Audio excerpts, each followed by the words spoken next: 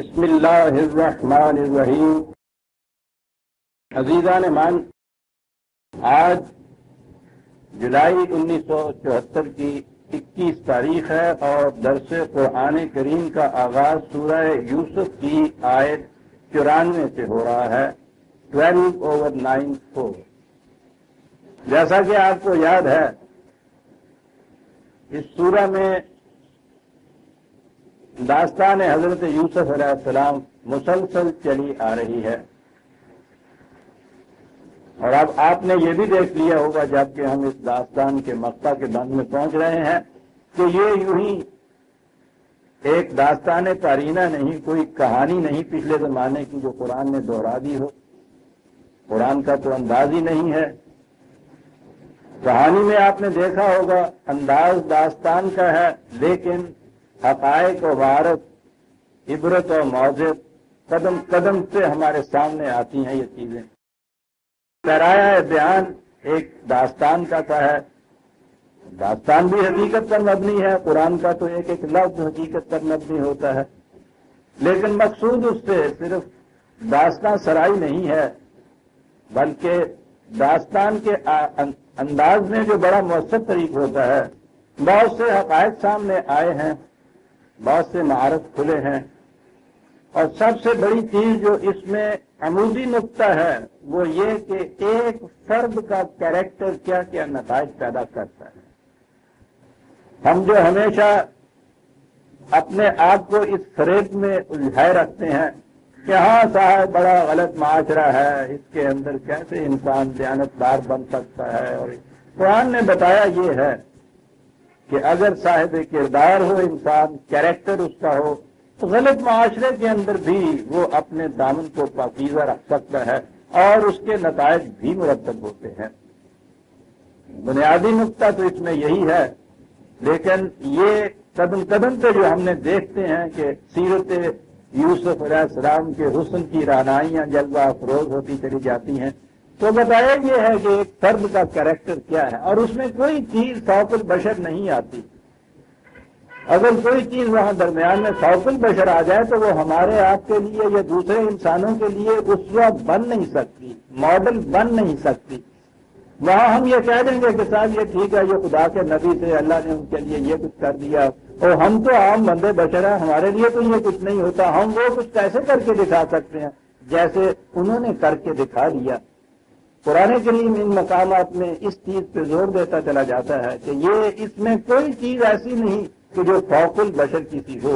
وہ مقامات الگ آتے ہیں، لیکن یہ جو ان حضرات کا کردار ہمارے سامنے آتا ہے، ان کی سیرت ہمارے سامنے آتی ہے، ان کے واقعات ہمارے سامنے آتے ہیں، اس میں وہ کوئی چیز فوق الفطر، سپرا ریشنل جسے کہتے ہیں، وہ ایسی چیز نہیں لاتا، تاکہ ہم یہ سمجھ لیں کہ اگر ایک انسان یہ کچھ کر سکتا تھا تو خدا کے دیے ہوئے قوانین کی رہنمائی میں دوسرے انسان بھی ایسا کر سکتے ہیں۔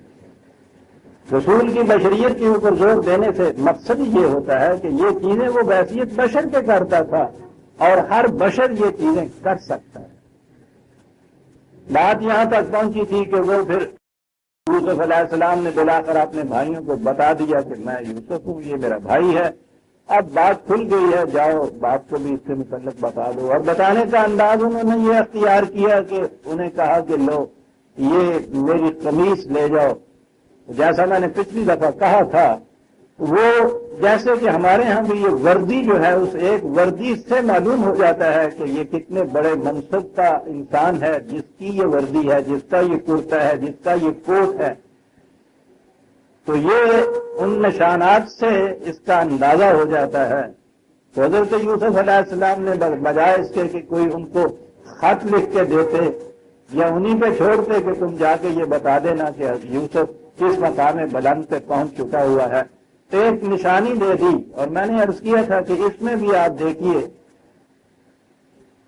کہ کتنی بڑی نزاکت ہے اس میں کہ وہی بھائی اس سے پیشتر یوسف کا کرتا لے کے باپ کے پاس گئے تھے کہ جس کرتے نے یہ کیفیت برپا کر دی کہ باپ عمر بھر روتا رہا۔ اس کے بعد جب اس حالت سے دوسری حالت کی طرف لانا تھا باپ کو، انہی بھائیوں کے ہاتھوں ایک اور کرتا بھیجا گیا۔ تو کرتا اب بھی ہے، اور اس زمانے میں اس وقت بھی کرتا ہی گیا تھا۔ قرآن کا انداز یہ ہے کہ وہ کرتا جو لے کے گئے تھے تو محاوتن جسے ہم کہتے ہیں کہ دنیا ان کی آنکھوں کے سامنے تاریک ہو گئی تھی، اندھیرا چھا گیا تھا ان کے آنکھوں میں۔ یہ کرتا جو بھیجا ہے تو اذهبوا بقمیصی ھذا فألقوه علی وجہ ابیہ یأت بصیرا، یہ لفظ قرآن ایسے الفاظ استعمال کرتا ہے۔ بات تو یہ تھی کہ اس کرتے سے وہ پہچان لیں گے کہ مرتبہ کیا ہے، لیکن کہنے کا انداز یہ ہے کہ ایک وہ کرتا تھا کہ جس نے دنیا اندھیر کر دی ان کے سامنے، ایک یہ کرتا بھی میرا ہے، اسے لے جاؤ ساری دنیا روشن ہو جائے گی ان باپ کے سامنے کا۔ جیسا میں نے پچھلی دفعہ کہا تھا، یہ بات نہیں تھی کہ معاذ اللہ وہ روتے روتے جیسے عام تفاسیر میں ہے 80 سال تک روتے رہے اور پھر اندھے ہو چکے تھے، اور پھر وہ جو کرتا آ کے ان کے چہرے پہ ڈال دیا تو اس سے ان کی آنکھیں کھل گئیں۔ یہ چیزیں نہیں ہیں کہیں بھی ان کہانیوں کے اندر۔ یہ وہی چیز جسے میں نے کہا سپر نیچرل چیز قرآن نہیں لاتا اس کے اندر۔ یہ بصیرت ہے کہ ہر چیز واضح ہو جائے گی، اس پہ روشن ہو جائے گی، ان کے اوپر سارا قصہ روشن ہو جائے گا۔ جاؤ میرا کرتا دکھاؤ اور کہو کہ یہ ہے اس کا کرتا۔ تو میں نے عرض کیا ہے نا کہ یہ چیز اس میں آپ دیکھیے کہانی کے طور پہ کرتا بھیجا ہے، کیونکہ معلوم تھا انہیں کہ ایک کرتے نے وہ قیامت ڈھا دی تھی، دوسرا کرتا بھی انہی بھائیوں کے ہاتھوں بھیجا جا رہا ہے۔ بڑا ہی حسن لطافت ہے اس انداز کے اندر۔ حضرت یوسف نے جو کیا وہ بھی، اور قرآن نے جو بیان کیا ہے یات بصیرہ، بڑی عجیب چیز ہے عزیزان ایمان، وجد میں آ جاتا ہے انسان۔ میں نے کہا تھا نا کہ قرآن کے الفاظ کے انتخاب کو دیکھیے تو واقعی وجد میں آ جاتا ہے۔ جاؤ یہ کرتا دکھاؤ، تو وہ وہاں سے پھر چلے ہیں۔ وَلَمَّا فَصَلَتِ الْعِيرُ قَالَ أَبُوهُمْ إِنِّي لَأَجِدُ رِيحَ يُوسُفَ لَوْلَا أَن تُفَنِّدُونِ۔ یہاں پھر ایک مقام آتا ہے ذرا غور طلب کہ وہاں سے وہ قافلہ چلا ہے، قافلے آتے جاتے رہتے تھے۔ وہاں یہ چیز نہیں تھی کہ وہ آپس میں پھر کٹ آف ہو جاتے تھے یہ بستیوں والے۔ اس زمانے کی صورت یہ تھی کہ آپس میں کانٹیکٹ کا، رابطے کا سلسلہ ہی یہ مسافر راہ راہو قافلے ہوتے تھے، اور یہ ایک ہی قافلہ نہیں تھا جو وہاں گیا تھا۔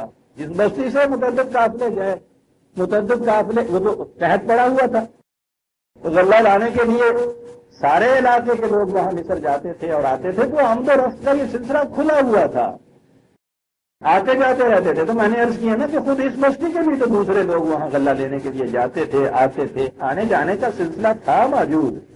تو اس سلسلے سے یہ چیزیں، یہ جو خبریں ہیں یہ تو عام ہو جاتی تھیں۔ یہاں یہ انداز ہے کہ کہا کہ ادھر سے وہ جو قافلہ چلا ہے تو حضرت یعقوب علیہ السلام نے لوگوں سے کہا کہ جو ہمارے ہاں ترجمہ کیا جاتا ہے اس کا، وہ ریح کا ترجمہ، خوشبو ترجمہ اس کا عام کیا جاتا ہے۔ کہا یہ کہ مجھے یوسف کی خوشبو آ رہی ہے، عام ترجمہ میں کر رہا ہوں۔ اور ساتھ ہی کہا کہ اگر یہ نہ تم کہو کہ بڑھاپے اور مصیبتوں کی وجہ سے میری بات ماری گئی ہے، بوڑھا ہو گیا ہوں میں، خبط الحواس جسے کہتے ہیں، اگر یہ ذہن میں نہ تم سمجھ لو کہ خبط الحواس کا ہی ہو گیا ہوں، تو میں تمہیں بتا رہا ہوں ترجمے کی روح سے کہ یوسف کی خوشبو آ رہی ہے مجھے۔ عربی زبان میں یہ ٹھیک ہے، میں نے پچھلی دفعہ بھی آپ سے کہا تھا جب رواح کا لفظ آیا تھا، روح کا لفظ آیا تھا، اسی ضمن میں یہ ری کا لفظ آتا ہے۔ اس کے معنی شان و شوکت اور قوت اور جا اور منصب بھی ہیں۔ خود قرآن کریم میں یہ لفظ ری کا لفظ جو آیا ہے ان معنوں کے اندر آیا ہے۔ سورہ انفال میں آپ دیکھیے 8/46 مشہور آیت ہے، وَأَطِیعُوا اللَّهَ وَرَسُولَهُ وَلَا تَنَازَعُوا فَتَفْشَلُوا۔ اطاعت کرو خدا اور رسول کی، آپس میں جھگڑو نہیں، تنازعات پیدا نہ کرو، اختلاف پیدا نہ کرو۔ ایسا اگر کرو گے تو یاد رکھو تم کمزور ہو جاؤ گے۔ وَتَذْهَبَ رِيحُكُمْ، یہ لفظ میں نے کہا استعمال آپ دیکھ لیجیے یہاں صورت کے معنوں میں، غلبہ، قوت، اقتدار، یہ سارے معنی اس کے اندر آتے ہیں۔ تو اگر ایسا کرو گے تو یاد رکھو انتشار پیدا ہو جائے گا، تم نے خلفشار پیدا ہو جائے گا، کمزوری آ جائے گی، ضعف آ جائے گا، اور تمہاری قوت اور غلبہ جو تم نے حاصل کیا ہے جاتا رہے گا۔ تو ریح کے معنی قوت، غلبہ، منصب، یہ سارے معنی اس کے آتے ہیں، یہاں یہی معنی ہیں۔ میں نے عرض کیا ہے کہ یہ قافلے والے آنے جانے والے اس عزیز مصر کی باتیں سناتے ہوں گے، یعنی حضرت یوسف کی۔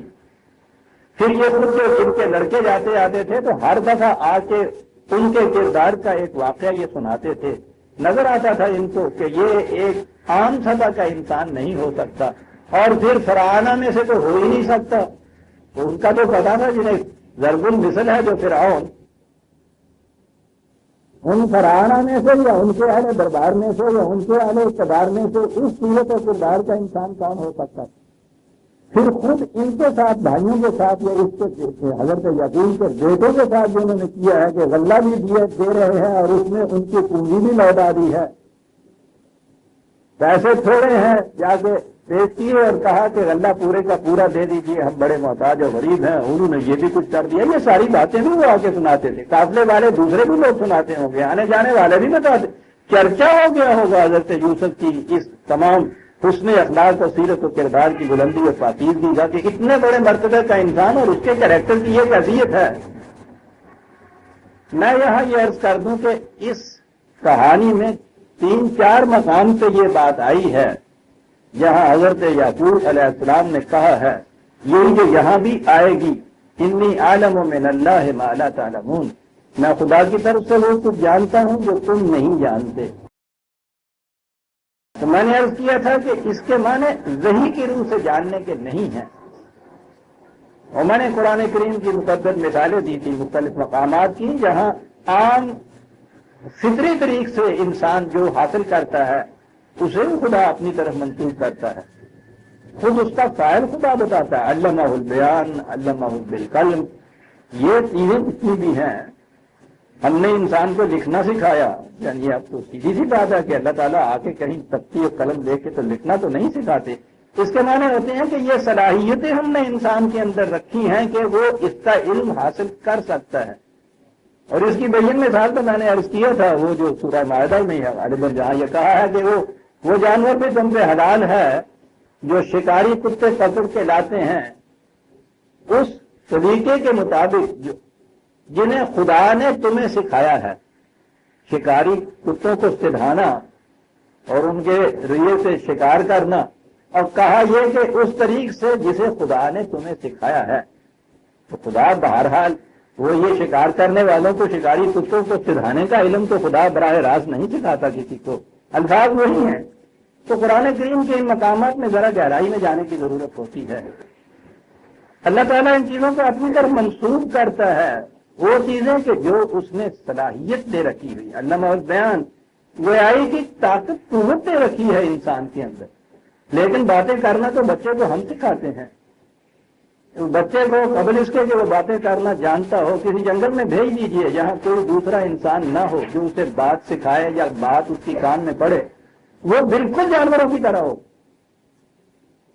حالانکہ اس میں قوت گویائی یا صلاحیت اس میں موجود ہے، لیکن اس صلاحیت کو بروئے کار لانے کے لیے ایک طریقہ ہے، باتیں سکھانے کا طریقہ۔ پھر جو قرآن نے کہا ہے کہ ہم نے انسان کو لکھنا سکھایا، لکھنا تو جیسا میں نے عرض کیا ہے، اور اگر انسان دوسرے کو انسان نہ سکھائے یا وہ نہ سیکھے تو اسے لکھنا خود نہیں آ جاتا، خدا براہ راست لکھنا نہیں سکھاتا۔ معنی اس کے یہ ہے کہ اس کے اندر یہ صلاحیت دی ہوئی ہوتی ہے۔ یہ لوگ جو تدبر سے، تفاحص سے، شعور سے، عقل سے، علم سے، ادراک سے کام لیتے ہیں، آہستہ آہستہ ان کی ادراک کی قوت اتنی زیادہ تیز ہوتی چلی جاتی ہے کہ جو باتیں عام انسان نہیں بھاگ سکتا ان کی نگاہ اس تک بھی پہنچ جاتی ہے، اور ہمارا روزمرہ کا یہ تجربہ ہے، مشاہدہ ہے کہ صاحب بات تو وہی ہوئی لیکن اس نے تو 1 سیکنڈ میں ساری بات بھانپ لی۔ پھر اہل فن جو اس معاملے میں ہوتے ہیں، سراغ رسا جو ہیں، ہم انہی راستوں پہ چلے جا رہے ہوتے ہیں، کچھ بھی نظر نہیں آتا، وہ انہی راستوں پہ چلتے ہیں، وہ وہیں کھڑے کھڑے آپ کو اس چور کا یا اس مجرم کا سارے کا سارا حلیہ تک بیان کر دیتے ہیں۔ یہ وحی نہیں ہوتی، یہ الہام نہیں ہوتا، یہ فراست ہے، یہ چیز جسے حتیٰ کہ انٹیوشن کہا جاتا ہے، وجدان کہا جاتا ہے، وجدان وہ چیز کہ وہ بیٹھے بیٹھے خیال آتا ہے جس کا آپ کو معلوم نہیں کہ یہ کیوں خیال آیا، یا نہایت لطیف جب حص ہو جاتی ہے فکر کی انسان کی، شاید جسے اپنے ہاں آمد کہتے ہیں، آورد جسے نہیں کہتے، وہ کہتے ہی ہیں کہ آتے ہیں غیب سے یہ مضامی خیال میں، اور پھر وہ منسوخ کرتا ہے اس کو کہ غالب نوائے خامہ سریر خامہ نوائے سروش ہے۔ انہوں نے سروش ایک فرشتہ رکھا ہوا ہے، میوز جسے کہتے ہیں یونانی میں، کہ وہ ہے جو ہمیں الہام کرتا ہے۔ یہ صاحب الہام میرے سامنے بیٹھے ہیں حفیظ جلبی صاحب، تو وہ یہ چیزیں جو ہیں کسی فن کے اندر اگر آپ تدبر تفاحص فکر مرکوز کرتے چلے جائیں وہ ایک ایسی لطافت اختیار کر لیتا ہے انسان کا ذہن، جسے حدث کہتے ہیں، اسے انٹیوشن کہتے ہیں۔ خود انٹیوشن کا ہمارے ہاں سب سے بڑا اس دور کا فلاسفر جس نے یہ انٹیوشن کا فلسفہ دیا برگسان ہے، وہ انٹیوشن کی ڈیفینیشن کرتا ہے the higher and the finer form of intellect. یہ انٹلیکٹ سے الگ چیز نہیں ہے، شعور ہی کی نہایت بلند اور لطیف شکل ہے، اور میں نے عرض کیا ہے کہ وہ اس طرح پیدا ہوتی ہے۔ ہر اسپیشلسٹ جو ہوتا ہے اس کی نگاہ کسی اور طرح کام کرتی ہے، وہ نگاہ کام کرتی ہے جیسے میں نے عرض کیا ہے، جس کی نگاہ کام کرتی تھی اس نے دیکھا کہ خارے دید و احوال چمن گفت، یہ کہا ہے نا اقبال نے، ولے ازمن بگو وہاں دیدہ ورکو، یہ سب ملیں گے تمہیں صاحب عقل و صاحب، لیکن بتاؤ وہ کون ہے کہ کانٹا دیکھے اور سارے باغ کا حال بتا دے؟ وہی کے ذریعے سے نہیں، اور یہ تو محتاط تھا یہ شخص، وہ جو اس کا شعر ہے جس میں غلط فہمی کا اندیشہ ہو سکتا تھا وہی بات صاف کر دیا۔ حادثہ وہ جو ابھی پردہ افلاک میں ہے، جی حالانکہ یہ بات غیب کی نظر آتی ہے، حادثہ وہ جو ابھی پردہ افلاک میں ہے عکس اس کا میرے آئینہ ادراک میں ہے۔ کوئی اس مقام کے اوپر ہوتا تو بنا ہوا ہوتا ولی اللہ مجدد و کاشف اور معلوم نہیں کیا کیا آسمان کی باتیں بیٹھا ہوا توڑ کے لاتا، منافق نہیں تھا، بات صاف تھی، عکس اس کا میرے آئینہ ادراک میں ہے۔ اور واقعی ادراک کی کیفیت یہ ہو جاتی ہے جس فن میں بھی انسان اپنے آپ کو زیادہ منہمک کر لے، گہرائیوں میں چلا جائے، فکر کو مرکوز کر لے اس چیز کے اوپر، اس میں اس کی حس بڑی ہی لطیف اور بیدار ہو جاتی ہے، اور اس کی کیفیت پھر یہ ہوتی ہے کہ حادثہ وہ جو ابھی پردہ افلاک میں ہے عکس اس کا میرے آئینہ ادراک میں ہے۔ یہ جہاں جہاں یہ پیغمبر ان مقامات میں یہ بات کرتے ہیں کہ انی عالم من اللہ ما لا تعلمون، وہاں وہ یہ بات کہتے ہیں کہ عام سطحی لوگ جس بات کو نہیں بھان سکتے، میری نگاہ ان چیزوں کو بھی دیکھ لیتی ہے، یہ وہی نہیں ہو۔ اور اس داستان میں تو بات صاف ہے، پہلے دن سے جھوٹ بولا گیا، ان کے سامنے لا کے بتایا گیا کہ یہ یوسف کو بھیڑیا کھا گیا، یہ کرتا ہے، ٹھیک ہے، بھیڑیا کھا گیا والی بات جو تھی وہ تو قرائن سے انہوں نے دیکھا کہ جھوٹ بولتے ہیں، یہ انداز نہیں ہوا کرتا، تمیز کہیں سے بھیڑیا کھاتا تو لوچ لوچ کے ٹکڑے ٹکڑے کر دیتا۔ میں ویسے کہہ رہا ہوں قرائن سے یہ چیز پتہ چل جاتی ہے، یہ پولیس والے جو سراغ قائم میں ہاں ہوتے ہیں وہ سرکمسٹانشل ایویڈنس سے بہت سی چیزوں کے اوپر اندازوں کے اوپر صحیح پہنچ جاتے ہیں، لیکن پہلی بات وہ تھی انہیں معلوم نہیں ہوا کہ یوسف کے ساتھ ہوا کیا ہے، اور ساری داستان میں ہم دیکھ رہے ہیں کہ وہ آہیں بھر رہے ہیں، رو بھی رہے ہیں، آنکھیں دبائی ہوئی رہتی ہیں۔ لوگ یہ کہتے بھی یہ ہیں کہ وہ بیٹے خود کہتے تھے کہ کیا ہر وقت ابا جان آپ یوسف اور یوسف، کیا ایسا تھا یوسف، وہ اس وقت بھی کہتے ہیں آئے تو کچھ معلوم نہیں۔ دوسری دفعہ وہ چھوٹا بیٹا بھی وہاں رکھ لیا گیا، انہوں نے آن کے یہ کہہ دیا کہ تیرے لاڈلے نے وہاں چوری کی ہے، ان کو یقین کے ساتھ معلوم نہیں وہاں کیا ہوا، کہا یہ کہ کچھ ایسا ہی نظر آتا ہے جیسے تم نے پہلے کہا، وہی نہیں ہے۔ اور پھر میں نے عرض کیا کہ ہمارے ہاں عام طور پہ مفسرین جو ہیں وہ دو کڑیاں نہیں ملاتے آپس میں، یہ ساری داستانیں ان مقامات پہ ہر جگہ وہ یہ کہتے ہیں کہ وحی کے ذریعے سے خدا نے انہیں وحی کے ذریعے سے خدا نے بتا دیا ہو کہ یوسف وہاں چلا گیا ہے، اب وہاں گیا ہے، مصر میں ہے، اب وہاں کا وہ حاکم ہو گیا ہے، وہاں کا منصبدار ہوا ہے، تو باپ کے لیے پھر یہ رونے کا مقام ہے۔ ساتھ دوسری جگہ لکھ دیتے ہیں کہ 80 سال تک روتے رہے اور وہ اندھے بھی ہو گئے۔ یعنی نبی اتنا عجیب مشن ان کے سامنے، اور کیفیت اس کی یہ کہ ایک بیٹا گم ہو گیا ہے تو نہ دین کے نہ دنیا کے بیٹھے ہوئے 80 سال تک روتے رہے۔ اور پھر یہ نہیں، دو کڑیاں ملانا جو میں کہتا ہوں، ایک طرف وہ ہر مقام پہ کہتے ہیں کہ وحی نے سب کچھ بتا دیا تھا، وحی نے بتا بھی دیا تھا اور اس کے بعد وہ رو بھی رہے ہیں 80 سال تک۔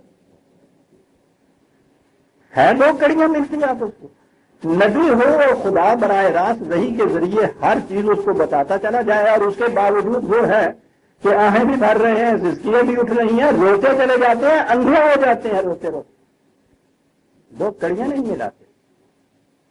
آپ کو معلوم ہے کہ جب یہاں آ کے استاد پڑھتی ہے تو پھر کیا کہتے ہیں کہ جی ہاں وہ جب وہ آیا آ کے اب آگے آیا نا، تو اب آ گئے وہ بھائی واپس بیٹے، انہوں نے آ کے بتایا تو انہوں نے کہا کہ دیکھا نا میں کہتا تھا۔ تو وہاں ہمارے یہاں کے یہ مفسر لکھتے ہیں کہ یہ ٹھیک ہے، وہی نے بتا تو دیا ہوا تھا، لیکن یقینی صورت اب پیدا ہوئی معاذ اللہ۔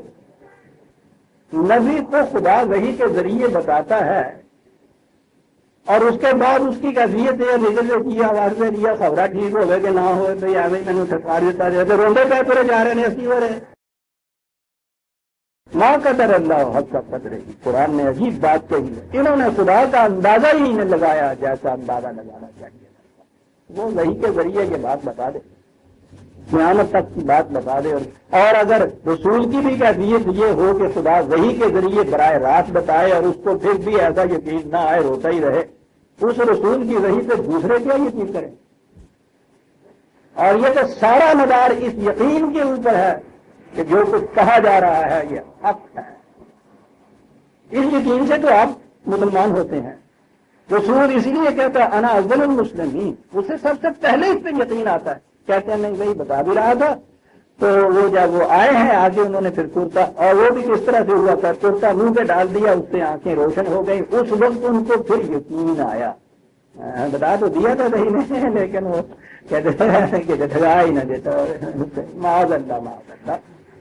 یاد رکھیے یہ سارے مقامات وہ ہیں، یہ جو چیز ہے یہ وہ کہہ رہے ہیں کہ مجھے تو اب یہ جو میں نے عرض کیا نا کہ ری ہے یوسف، مجھے یوسف کی خوشبو آ رہی ہے، محاورے میں آپ کہہ لیجیے، لیکن جب ری کے معنی عربی زبان میں ہمارے سامنے ہے، قرآن نے اس کو استعمال کیا ہے، اعزاز، منصب، قوت، غلبہ، اختیار، اقتدار، باتیں ہو رہی ہیں ساری، اب اندازہ ہو گیا ہے کہ ہے تو وہی۔ تو وہ اس وقت کہہ رہے ہیں کہ ہاں یہ جو آمد و رفت سے باتیں کر رہے ہیں، یقینی طور پہ تو ان میں سے کوئی نہیں یہ کہتا ہوگا کہ وہ وہی ہے، لیکن ان کی فراست جو ہے کہ خدا نے مجھے جو فراست عطا کی ہے میں سمجھ سکتا ہوں، مجھے تو ان قرائن سے یہ نظر آتا ہے کہ وہ ہے یوسف ہی، اور پھر بڑے بلند مرتبے کے اوپر بھی ہے۔ یوں کہیے گا کہ مجھے تو ان قرائن سے یوسف کی بلندی مرتبہ کی خوشبو آ رہی، مہک آ رہی ہے۔ حسین انداز ہے بات کہنے کا۔ انہوں نے کہا قالوا تاللہ انک لفی ضلالک القدیم، انہوں نے کہا کہ وہی پرانی بات جو تم کرتے چلے آ رہے تھے وہی کہتے ہیں۔ اب یہ دونوں کی فراست میں فرق ہے، چرچا وہاں بھی ہو رہا ہے ان واقعات کا، چرچا اس باپ کے سامنے بھی ہو رہا ہے۔ کچھ بھی جنہوں لگی ہوئی ہو وہ ہوتا ہے گل سمجھتا ہے، دوسرے نالوں ذرا وقت گل سمجھتا ہے، یہ وہ تھے عام جنہوں نے لگی ہوئی ہوئی بات آگے چلتی ہے۔ میں نے عرض یہ کیا تھا کہ ان مقامات میں یہ چیز ہر وقت نہیں یہ سوچنی چاہیے کہ ہر بات خدا رسول کو وحی کے ذریعے بتا دیتا تھا۔ وہ دو مقام جو ہیں جو رسول کی زندگی کے دو حصے ہیں، وہ کیوں بار بار کہتا ہے قل انما انا بشر مثلکم یوحی الی، میں تمہارے جیسا ایک انسان ہوں، اس فرق کے ساتھ کہ مجھے وحی ملتی، تمہیں وہ وحی نہیں۔ جب مجھے وہ وحی نہیں ملتی جن مقامات میں، تمہارے جیسا بشر ہوتا ہوں میں۔ ایک دفعہ نہیں 20ویں مقام پہ یہ چیز کہی جا رہی ہے۔ کچھ تو مانے ہوں گے، ہے نا اس کے، اور وہ یہی مانے۔ وہی یاد رکھیے دین سے متعلق جو معاملات ہوں گے وہی اس سے متعلق آئے گی۔ خود نبی کے بھی اپنے معاملات جو ہیں ذاتی معاملات وغیرہ ان میں وہی نہیں آتی ہے. ان لوگوں نے بظاہر تو یہ سمجھا کہ ہم نے نبی کا مقام بڑا بلند کر رہے ہیں کہ صاحب ایک ایک سانس میں رسول رسول ہوتا تھا، ہر بات خدا کی طرف سے اس کو بتائی جاتی تھی. عزیزان ایمان، اگر یہ بات ہو، رسول کی ذاتی سیرت و کردار کی عظمت باقی کوئی نہیں رہتی. یعنی اگر ہر بات خدا بتائے اور ہر بات خدا کرائے، اس کا اس نے کردار کیا، اس کا میرٹ کیا، اس کی اپنی خوبی کیا. اور پھر نبوت یہ بات نہیں تھی کہ آگ لینے کو جائیں پیمبری لے جائے. خدا کی دین کا موسیٰ سے بات میں سے بات نکل آتی ہے صاحب. یہی جو آگ لینے کو گئے تھے، ٹھیک ہے، انہوں نے وہاں یہی کہا تھا، اور کہا تھا کہ یہ موسیٰ دیکھیے کہ یہ ایک وہی ہے، محبت ہے. محبت احسان ہوتا ہے، وہ خود اپنے کسب و ہنر کا نتیجہ نہیں ہوتا. وہی خدا کی طرف سے محبت ملتی ہے، اور بڑی عظیم محبت ہے. شکریہ ادا کرتا ہے. بڑا حسین انداز ہے جب وہاں ہم آئیں گے. دیکھیے گا وہ جو باہمی بات ہے نبی کی اور حضرت موسیٰ کی، بڑی حسین داستان ہے وہ. تو کہا یہ کہ آپ کا شکریہ اس احسان کا. کہا موسیٰ اسی احسان کا شکریہ. شکریہ اگر کرنا ہے تو پیچھے سے چلو. یہ بات نہیں ہے کہ تمہیں دور سے دیکھا ہے یہاں کچھ چمکتا ہوا انگارا تھا اور اپنے گھر والوں سے کہا کہ میں جاتا ہوں کچھ آگ لاتا ہوں، کچھ راستے کا آتا پتہ بتاتا ہوں. اتفاقاً تم یہاں آگ کی تلاش میں نکل آئے، تم آ گئے. ہمارے ہاتھ میں یہ رکھا ہوا تھا تاج، کسی کے سر پہ تو ہم نے رکھنا ہی تھا، تم آ گئے، تمہارے سر پہ رکھ دیتے ہیں. سر تم شکریہ ادا کرتے ہو. بہرحال شکریہ کیا ادا کرنا، ساڑھے گھروں میں ساڑھے ہاتھوں میں بہت چلے گئے.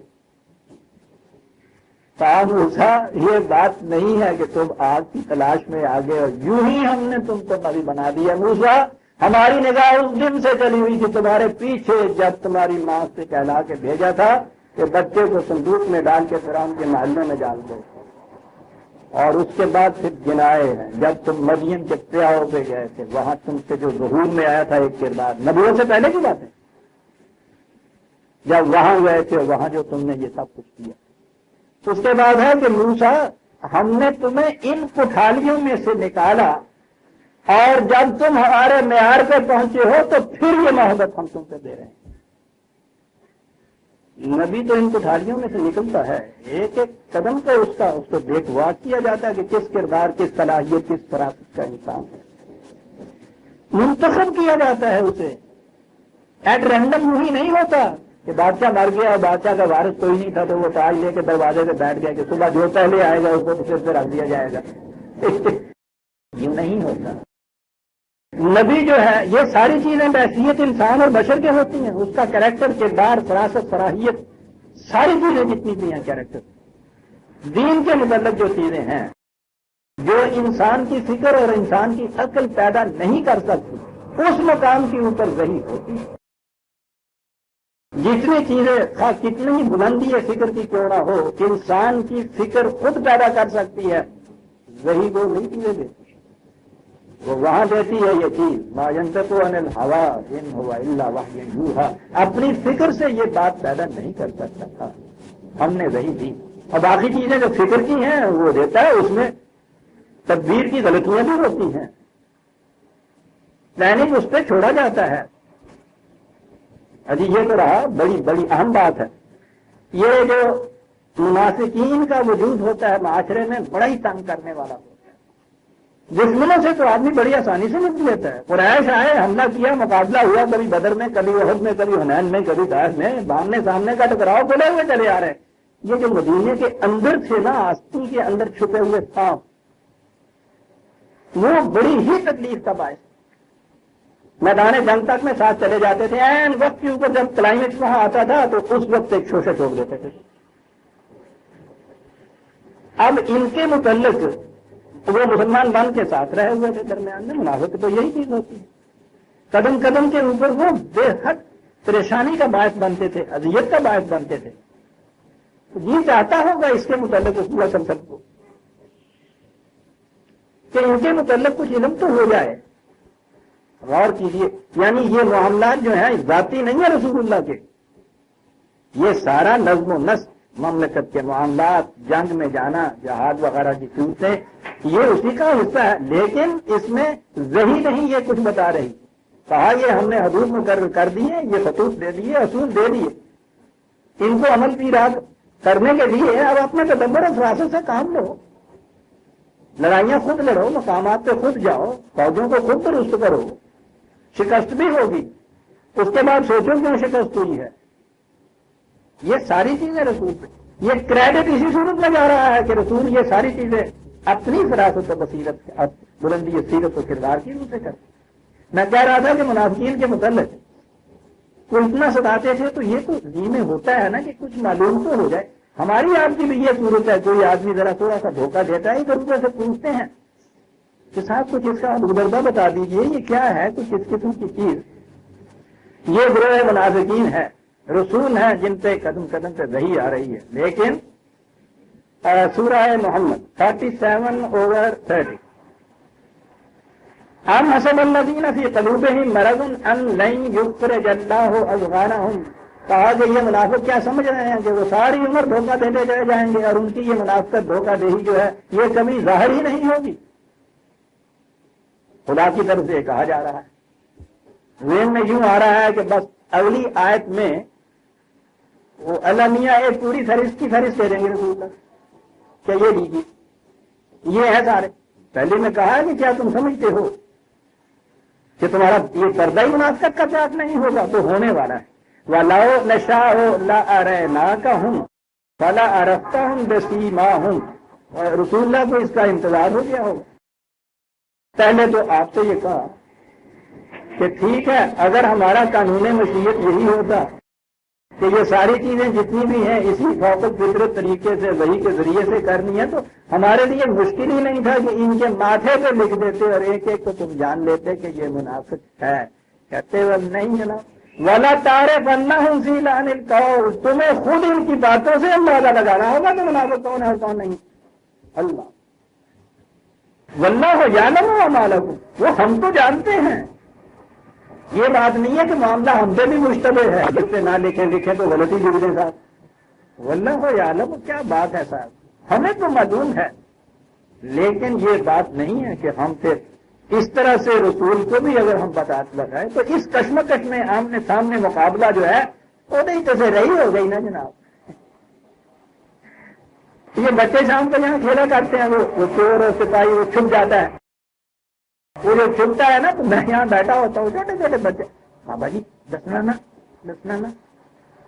وہ کھیل کا لطف اس میں ہوتا ہے کہ دسنا نا. دس جائے تو مزہ ہی جاتا. زندگی کے کھیل کا تو مزہ ہی اس کے اندر ہے. یہ چور کی گل جہی ہے ہوگا کہ دس دیتی جائے تو پھر کھیل کا لطف چھوڑ جاتا. زندگی کے کھیل کا بھی لطف یہ ہے کہ الجھن کا مقام آیا ہوا ہو اور اس میں پھر کہیں سے رہی یا رعایت کی بات نہ ہو. ٹھیک ہے خود پوچھو، غلطی کرتے ہو آئندہ پھر نہ کرنا. کتنی بڑی بات ہے کہ ہم جانتے ہیں ان کے اعمال کو، تو ہم چاہتے تو مشکل بھی کچھ نہیں تھا. ہمارے لیے کیا مشکل ہے، تجانیوں پہ ڈگ دیتے کہ کون ہے. لیکن وَلَا تَعْرِفَنَّهُمْ فِي لَحْنِ الْقَوْلِ. تمہیں تو ان کی باتوں سے خود پہچاننا ہوگا. تَعْرِفَنَّهُمْ، اور تم پہچان سکتے ہو. یہ جو ہے نا وہ نام والی بات، جس انداز سے یہ ورب آیا ہے یہاں، بڑا خوبصورت ورب، یعنی تم یہ کر سکتے ہو، ہم نہیں کر کے دیں گے. ایک چیز اگر کسی کی استعداد میں ہی نہ ہو تو وہ تو بات پھر ایسے کہنا کہ نہیں تم خود کرو، یہ بھی زیادتی ہے. لیکن یہ چیز ایسی ہے کہ کر سکتے. اور پھر اگر تمہیں وہی سے بتا دیں تو قیامت تک کے لیے تمہاری زندگی اسوہ حسنہ تمہارے امت کے لیے کیسے بن سکتی. اور وہ بھی ہر مقام پہ کھڑے ہو کے کہیں گے کہ ہمیں تو بتا. میں عرض یہ کر رہا تھا کہ ہر مقام پر جہاں یہ چیزیں آئیں وہاں یہ معنی نہیں ہوتے کہ خدا وحی کے ذریعے یہ بتا دیتا. قرائن سے، اپنی بصیرت سے، فراست سے خود سمجھنا ہوتا ہے. اور اسی لیے قرآن کریم میں نبی صلی اللہ علیہ وسلم کے متعلق ہے کہ جہاں میں بالکل ٹھیک سیدھی راستے کے اوپر تمہیں لاتا ہوں یا اس کی رہنمائی کرتا ہوں تو وحی کے ذریعے ہوتی ہے، اور جہاں کہیں کوئی غلطی ہوتی ہے میری تدبیر کی وجہ سے. تو دونوں میں ہمیشہ فرق کرنا چاہیے تھا. یہاں بھی معاملہ وہ چلا آ رہا ہے کہ حضرت یعقوب علیہ السلام کو وحی کے ذریعے یہ چیزیں معلوم علم نہیں لیا جا رہا تھا، انہوں نے خود قرائن سے اندازے سے یہ پہچاننا تھا۔ واقعات یوں کہیے کہ یہاں تک پہنچ چکے ہوئے ہیں کہ اگر ان کڑیوں کے اوپر غور کیا جائے، یہاں ہم دیکھتے ہیں عام طور پہ ٹی وی پہ یا سنیما کے اندر بہت سے وہ جو مسٹری کی فلمیں آتی ہیں، میں دیکھتا ہوں بچوں کو آتی ہیں، وہ ساتھ فالو کرتے چلے جاتے ہیں، ابھی وہ آخر کہانی کا نہیں آیا ہوتا، ایک پہلا چیپٹر یہ بھی ہوتا ہے تو یہ بچے کہتے ہیں کہ یہ مر جائے گا، اس کو یہ مار دے گا۔ یہ کیا ہوتا ہے؟ وہ کڑیوں سے کڑیاں ملے اور اگر وہ دکھنے والا ایسا ہو کہ وہ آگے جا کے دوبارہ نہ بچ جائے تو اس سے یہ اندازہ ہو جاتا ہے کہ یہ جس انداز سے جا رہا ہے یہ اس کا انجام ہوگا۔ میں عام واقعات آپ کو بتاتا ہوں، اور جسے نبی منتخب کیا جاتا ہے اس کی تو فراست اور بصیرت بھی بہت بلند ہے۔ تو علم اس بنا پہ وہ سارا کچھ کہہ رہے تھے۔ فلما ان جاء البشیر القاہ علی وجہہ فرد بصیرا، یہاں پھر وہی ہمارے یہاں ہوتا ہے کہ وہ آیا تھا جب وہ خوشخبری دینے والا، وہ قافلہ ذرا باہر ہی ہوگا، انہوں نے اپنے میں سے جس کے پاس وہ کرتا تھا اس کو پہلے بھیجا ہوگا کہ بھاگ کے جاؤ۔ پہلے یہ سارا کچھ کیا ہوا تھا، اب جو یہ سب بھید کھلا ہے تو پھر کہتے ہیں بھاگ کے جا پہلے، بات کو انتظار ہوگا، خام خواہ کے لیے کیوں تکلیف میں رکھیں۔ چاہے روٹ پشیماں کا پشیماں ہونا، بھاگ کے جاؤ۔ وہ لا کے اب ہمارے یہاں کوئی جو کہانی تھی نا کہ حضرت یعقوب روتے روتے اندھے ہو گئے تھے اور پھر وہ یوسف کا کرتا چہرے پہ ڈال دیا تو وہ آنکھیں روشن ہو گئی، بات یہ نہیں۔ جب وہ لایا صاف عربی مبین کی یہ چیزیں ہیں، القاہ و علی وجہ کے معنی کسی کے سامنے پیش کر دینا، سامنے پھینک دینا، رکھ دینا، ورنہ یہ معنی وجہ کہ چہرہ ہی ہو اس کے اوپر ڈال دینا، تو وجہ اللہ جہاں قرآن نے کہا ہے وہاں کیا کریں گے ہم لوگ؟ خدا کا چہرہ۔ یاد رکھیے یہ باتیں جو ہے میں آپ کو عرض کروں، قرآن کو جو کہا گیا ہے نا کہ یہ عربی مبین میں اس قوم کی زبان میں اس کو نازل کیا گیا ہے، قرآن کے معنی سمجھنے کے لیے ان لوگوں کی زبان ضرور سمجھیے۔ وہ قرآن نے جو خود کہا ہے ان کی زبان میں محاورے بھی ہوتے ہیں، زبان میں ضرب الامثال بھی ہوتی ہیں، اور زبان میں مرادفات تو وہ دوسرے بھی کتنے ہوتے ہیں۔ یہ سمجھنے کے لیے کہ قرآن نے یہاں جو کہا ہے دیکھنا یہ چاہیے کہ عرب یہ جو لفظ بولتے تھے اس کا مفہوم کیا لیتے تھے۔ یہ قرآن نے یہ الفاظ خود قائم نہیں کیے ہیں، اس صورت میں واقعی ڈیفیکلٹی ہوتی سمجھنے میں، پھر تو خدا کو ایک لغت ساتھ بھیجنا پڑتا۔ یہ ہے نا تو آگے جا کے ہم نے ایک نیا عقیدہ وضع کیا کہ قرآن کے الفاظ کے وہ معنی نہیں ہیں جو الفاظ کے معنی ہیں، وہ الفاظ جو ہے یہ تو استخوان ہیں، یوں ہی ٹوسٹ ہے اوپر کا آمدہ چھلکا لا کے چھوڑ دیا، معنی ان کے نیچے باطنی معنی، اور وہ باطنی معنی جو ہے وہ ہم ہی جانتے ہیں، ہم نے خدا سے معلوم کیے ہیں اور ہم پھر آگے سینہ بسینہ دیتے صدری علم، ہمارا علم لدنی ہے، یہ اصطلاحیں ہیں تصور خدا سے براہ راست، اور ہم پھر آگے اس کو عام نہیں کرتے، سینہ بسینہ اپنے جو خلفاء ہوتے ہیں مرید ہوتے ہیں ان کو یہ دیتے ہیں۔ تو گویا قرآن کی کیفیت یہ ہو گئی، وہ ذکر للعالمین بصائر للناس کہتے رہے صاحب، شاعری ہے معاذ اللہ، اصل میں یہ ہے۔ اور یہ سارے الفاظ جس میں یہ سارا قرآن آ گیا ہوا ہے وہ کہنے لگے یہ تو یوں ہی کرتا پھر ہے، بات تو اس کے اندر ہے اور وہ براہ راست خدا سے معلوم ہو سکتی، پوچھیے پھر اس کی کیا حیثیت رہے گی۔ سارا بات نہیں، قرآن کے باطنی معنی تفسیریں لکھی ہوئی ہیں باطنی معنی کی، اور پھر جب ان کو جب دیکھتے ہیں ہم سب پیٹ کے رہ جاتے ہیں۔ تو ٹھیک ہے، باطنی معنی کا کیا ہے، جو جینے آئے اس کے معنی آپ کر دیجیے۔ پانی لکھا ہوا ہے کہ اس کے مراد باطنی معنی کیوں سے آگ ہے، سمجھ کیا ہے تو بات سے ہم پوچھ گیا ہے، تعلق بھی کر دے۔ وہ کہہ رہا ہے، میں سمجھتا ہوں کہ قرآن نے جب کچھ کہا ہوتا ہے تو باہر یہ سمجھ میں نہیں آتا، کیوں یہ کہا کہ یہ عربی زبان کی کتاب ہے، کتاب اردو کی آپ دیکھیں اور اس میں دیکھیں یہ اردو زبان کی کتاب ہے۔ ارے کہتا ہوں اردو زبان کی کتاب کے متعلق لکھنا اردو زبان کی کتاب ہے، یہ تو لکھ دو تم کے سائنس کی کتاب ہے، ٹھیک ہے، اردو زبان کی کتاب ہے۔ یہ جو قرآن کریم میں لکھا ہوا ہے عربی مبین میں، تمہاری قوم کی زبان میں، وہ اسی لیے ہے کہ وہ تو قیامت تک کا علم رکھنے والا تھا نا خدا، اسے پتا تھا کہ یہ آ جائیں گے کہنے والے کہ معنی اور ہیں، الفاظ کے معنی کچھ اور ہیں. انہوں نے کہا بالکل نہیں، تو تمہاری قوم جو معنی لیتی ہے ان الفاظ کا وہی معنی ہے. تمہاری قوم میں جو مستعمل الفاظ ہیں وہی الفاظ ہیں. تمہاری قوم کی زبان میں ہم اس کو اتارا ہے. اور پھر جیسا میں نے عرض کیا ہے، زبان کا زمینہ اور اس میں پھر استعارات، تشبیہات، محاکات، زبان کے محاورات، ضرب الامثال، یہ ساری چیزیں، اور پھر عام معنی، یہ چیزیں بڑی ضروری ہیں عزیزان من. بات پھر وہ اپنی نہیں میں کر رہا ہوں، آپ احباب کی معلومات کے لیے. میں نے جو قرآن کو سمجھا وہ اس طرح سے، پہلی اس میں کڑی یہ تھی کہ ان الفاظ کے معنی عرب محاورے کی روح سے کیا تھے. ایک عمر اس میں لگی، 12 لگنی چاہیے تھی، لیکن بہرحال میں نے یہ کیا ہے کہ اپنے لغات القرآن میں ان چیزوں کو، اپنی تحقیق کو اس میں رکھ دیا ہے. کوئی چیز اس میں الہامی نہیں، کشف نہیں، میرا تو یہ دعویٰ نہیں ہے.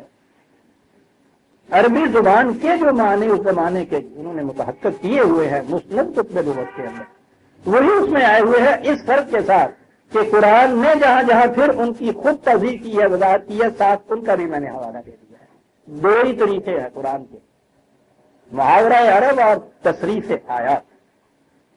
عرب ان الفاظ کے معنی کیا لیتے تھے اور قرآن نے مختلف مقامات پر ان کو کس طرح استعمال کیا ہے.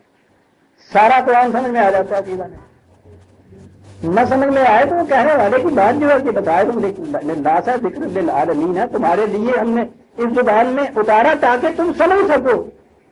تو اگر پھر بھی نہ سمجھ سکے آدمی تو پھر یہ وہ کہنا اس کا کہ ہم نے اتارا تم سمجھ سکو، پھر اس کے بعد تو اس کا کہا یہ آپ سمجھیں یا خدا سمجھیں، وہ جو انہوں نے کہہ دیا تھا. ایسی بات نہیں ہے عزیزان من، ملاقات جس تک قرآن.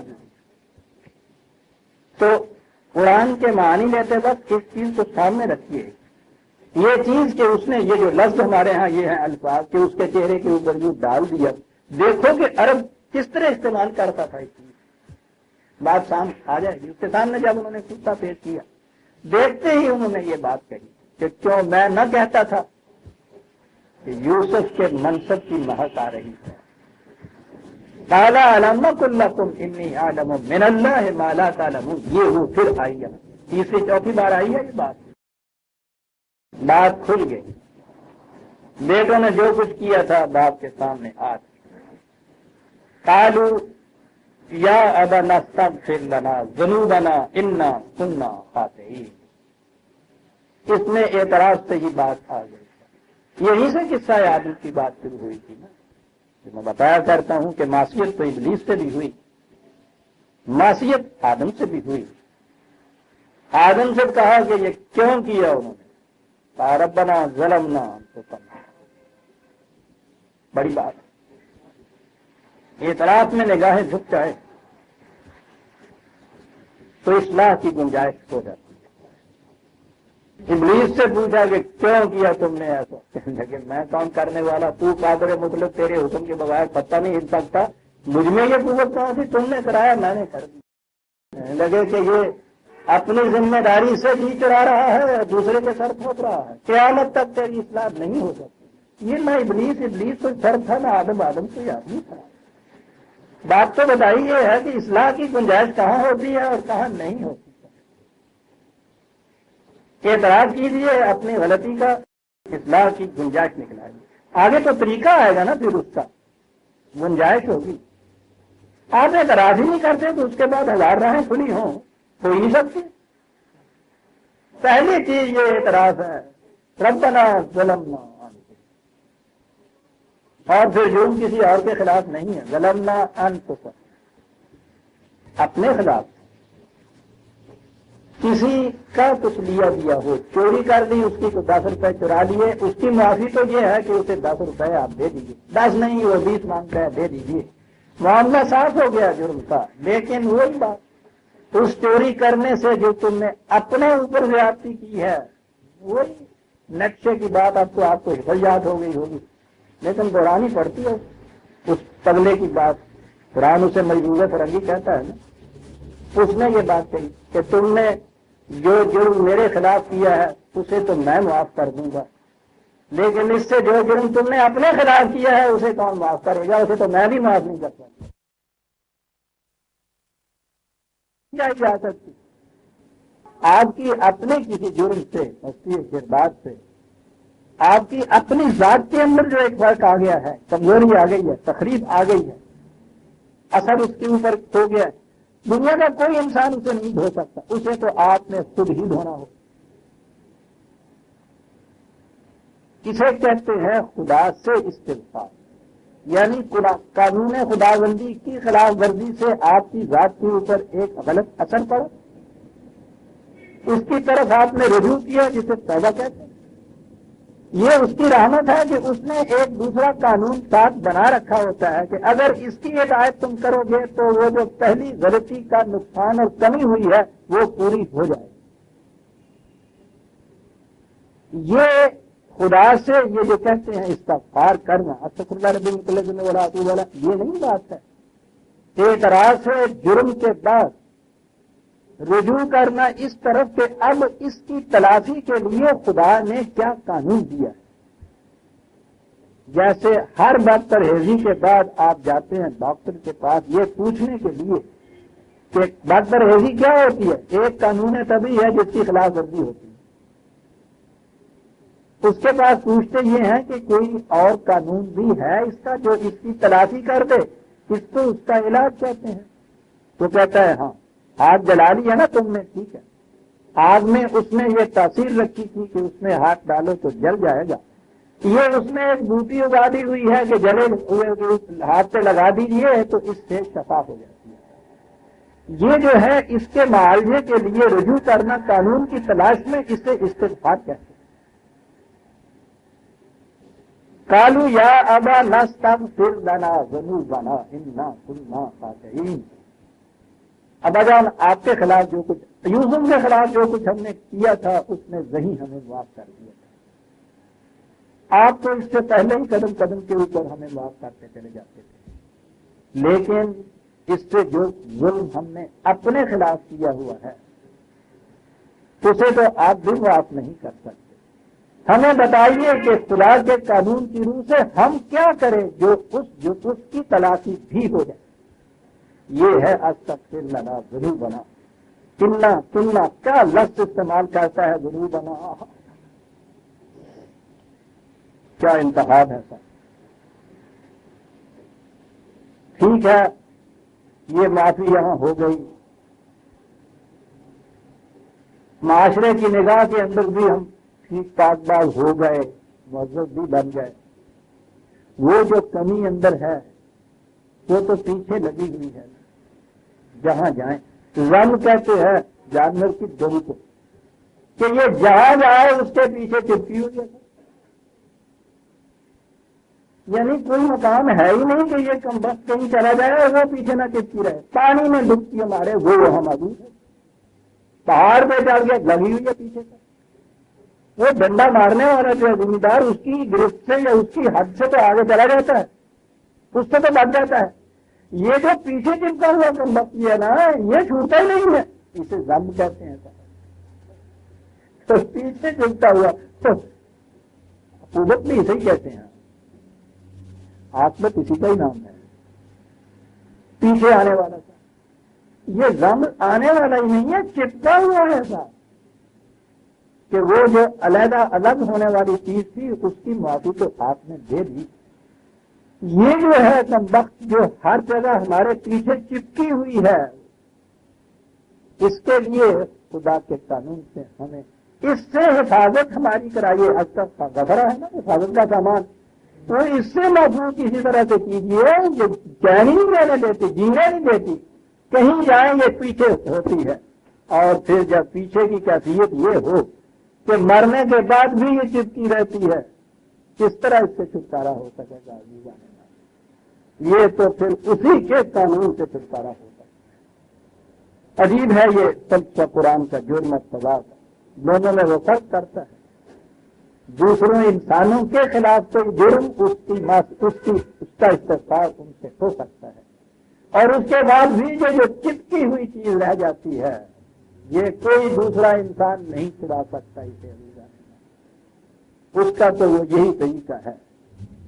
ان الحسنات جو السیئات، جو ایک غلطی سے کمزوری واقع ہوئی ہے اس کو رفع کرنے کا، اس چپکی ہوئی دل کو چھڑانے کا طریقہ یہ ہے کہ حسنات اتنے زیادہ کرو کہ اس کا وزن بھی پورا ہو جائے اور پلڑا بھی جھک جائے. ایک ہی طریقہ ہے عزیزان من پیدا کا قرآن میں، حسنات اتنے زیادہ کرو. ٹھیک ہے، اس سبجیکٹ میں فیل ہو گئے تھے نا، نمبر 33 کی بجائے 25 آئے تھے، سپلیمنٹری ہونے والا ہے. بیٹا اس دفعہ اتنی محنت کرو کہ 60 مارکس آ جائے اس کے اندر. یہ ہے جی استغفار اور توبہ. ان الحسنات یذہبن السیئات استغفرنا ذنوبنا انا كنا خاطئین قال سوف استغفر لكم ربی. ٹھیک ہے، میں بتاؤں گا. الفاظ وہی ہیں کہ خدا سے تمہاری حفاظت چاہوں گا. قرآن میں جہاں بھی یہ خدا آتا ہے عزیزان من، اس کی ہدایت، اس کی رہنمائی، اس کا قانون، یہ سب چیزیں اس میں آتی ہیں. انہ هو الغفور الرحیم، یہ ساری چیزیں ہیں جو اس نے دے رکھی ہیں. دونوں چیزیں اس میں ہوتی ہیں. غفور جو یہ کمی ہو گئی ہے اس کو بھی پورا کرے گا، حفاظت کرے گا ان خطروں سے. اور پھر اس دوران میں نشو و نما بھی تو تمہاری رکی رہی ہے نا. بیماری کے زمانے میں دوائی سے تو یہ علاج ہو جائے گا غفور یا مغفرت، اور جو نشو و نما رک گئی کچھ غذا بھی ساتھ بتاتا ہے. یہ رحیم ہوتا ہے صاحب. لیکن یہ عمل جو ہے یہ ایک عمل مسلسل کرنے کا ہوتا ہے. یہ عربی زبان میں جہاں یہ صفت آتی ہے اس بات کی، رحیم کے بعد کی صفت جو رحیم آتا ہے، اس میں ہمیشہ تسلسل ہوتا ہے. مسلسل ایک کام کرتے چلے جا رہے ہیں. اور وہ جو دوسرا باب اس میں آتا ہے فعلان کا، وہ رحمان ہوتا ہے کہ فوری کچھ کرنے کی ضرورت. جب آپ لے جاتے ہیں اسپتال میں مریض کو تو ایمرجنسی کے وارڈ کے اندر سب سے پہلے رکھتے ہیں. اگر سیریس کوئی چیز ہو تو وہ اس وقت ہنگامی طور پر کچھ زیادہ چیز کرتے ہیں. نارمل علاج سے وہاں کچھ ایمرجنسی میں کرنا پڑتا ہے. عربی زبان میں یہ فعلان کے وزن پر آتا ہے. بسم اللہ الرحمن الرحیم جو آتا ہے یہ ہے کہ جہاں یہ چیز ہو، پہلی چیز جو ہے ایمرجنسی کی ہے، صفت رحمانیت آئی ہوئی ہے. پھر گریجولی آہستہ آہستہ جب آؤٹ آف ڈینجر ہو جائے گا ہوتا چلا جائے گا. تو بات بھی عجیب ہے، الفاظ سننے والا بھی عجیب ہے. ایمرجنسی میں اگر آپ وہی طریقہ رحیمیت کا برتے چلے جائیں مریض ہی ختم ہو جاتا. وہاں بڑی آؤٹ آف دی ایمرجنسی جا کے کام کرنا پڑتا. رحمانیت سے عربی زبان میں کہتے ہیں. کون سی زبان اس کا ترجمہ کرے گی؟ ترجمہ یہی ہے نا کہ بخشنے والا مہربان، مہربان، بہت مہربان. یہ بات نہیں. انگریزی زبان کی طرف آ گیا تھا مرسیفل کمپیشنیٹ. اسی لیے جن نے ان کو بڑا لتاڑا ہے جنہوں نے خود کے ہاں یہ ترجمے کیے ہیں نا. حالانکہ وہ ترجمے سیل وغیرہ کے اپنے یہاں سمجھتے ہیں، انگریزی کے اعتبار سے بڑے عمدہ ہے. اس نے لتاڑا ہے. اس نے انہیں کہا ہے فاضل تھے یہ عربی زبان کے بڑے فاضل. میں نے کہا نا کہ لین پول کی تو ڈکشنری ہمارے ہاں جو ہے لین لیکسیکون اس کا جواب نہیں ہوتے. اس نے انہیں لتاڑا ہے کہ تمہاری عربی مسلم تم بڑے فاضل تھے، لیکن تم کس کتاب کا ترجمہ کرنے کے لیے بیٹھ گئے؟ قرآن کریم کا ترجمہ دنیا کی ہوتا تھا، کسی زبان میں نہیں ہو سکتا. کہتا ہے یہ تو ہم سمجھ ہی نہیں سکے کہ اس زبان کو کیا کہیں. یہ تو کچھ زبان ہی الگ اس کی ہوتی. وہ کہتا ہے وہی کی زبان ہی الگ ہوتی، وہی زبان ہوتی ہے، ترجمہ نہیں کیا جا سکتا. وہ کہتا ہے. اور یہ چیز کی عزیزان من جہاں میں نے بھی ترجمہ قرآن کا نہیں کیا ہے، کر ہی نہیں سکتا. مفہوم تو بیان کیا جا سکتا ہے اپنی استعداد کے مطابق. اس کا مرادف لفظ کسی دوسری زبان میں نہیں ہے. مرادف کی کیفیت یہ ہے کہ عربی زبان میں آپ کو معلوم ہے ایک ایک لفظ کے سینکڑوں مرادفات ہوتے ہیں. عربی زبان میں اس کے لیے جلالین مثلا ہمارے ہاں ایک تفسیر ہے وہ باپ بیٹا تھے، جلال الدین ان کے نام تھے، تو انہوں نے مل کے کیا، جلالین اس لیے کہتے ہیں اس کو۔ انہوں نے کیا یہ ہے عربی زبان میں کہ وہ قرآن کا لفظ جو ہے نا اس کے بعد بریکٹ کے اندر عربی زبان کا دوسرا لفظ دیا ہے مرادف، وہ اسی طرح سے دیتے چلے جاتے ہیں۔ سارے قرآن کا یہ انہوں نے کیا ہے، ہر آیت کے ہر لفظ کے آگے بریکٹ میں اس کا عربی کا مرادف۔ تو اب یہ جو بریکٹ کے اندر قوسین کے اندر یہ لفظ آ گئے، عبارت آ گئی، یہ عربی زبان کی ہے نا۔ اور یہ لوگ جو تھے یہ بھی بلاغت و فصاحت کے امام تھے، وہ عربی چنی ہے کہ کیا کہنے ہیں، لیکن وہ قوسین والی جو عربی والا قرآن ہے نا اس کو ذرا رکھ کے دیکھیے، آپ کو پتہ چلے گا کہ وہ کیا قرآن تھا اور یہ کیا قرآن جو دے گئے عربی میں بات ہی نہیں۔ تو جن زبان کی کیفیت یہ ہو کہ عربی کا لفظ عربی میں اس کا مرادف نہ ملے، دوسری زبان میں کیا ملے؟ وقت نقشے اس بات کو بھی پہچانتا تھا، جو اس نے آخری کتاب لکھی ہے 10 سید ذرا تذکرہ، وہاں وہ اپنے آپ کو زبردست کہتا ہے۔ شاید کچھ ایسا ہی ہے کہ بہرحال وہ اس کا بھی آخری وقت میں آخری زمانے میں آ کے فلاسفر تو بہت بڑا تھا، کچھ دماغ خراب ہو گیا تھا جب یہ کچھ کہا ہے، تو کچھ یہ ایسی چیز ہے ہی جس کا دماغ خراب ہوتا ہے، وہ اپنے آپ کو نبی سمجھنے لگ جاتا ہے نبوت کے بعد، ختم نبوت کے بعد۔ وہ بھی یہ چیز اس نے اپنا نام ذرا دوست رکھا تھا، اور اس نے کہا کہ یہ انسان کی باتیں نہیں، خدا کو نہیں مانتا، وہ عجیب بات ہے۔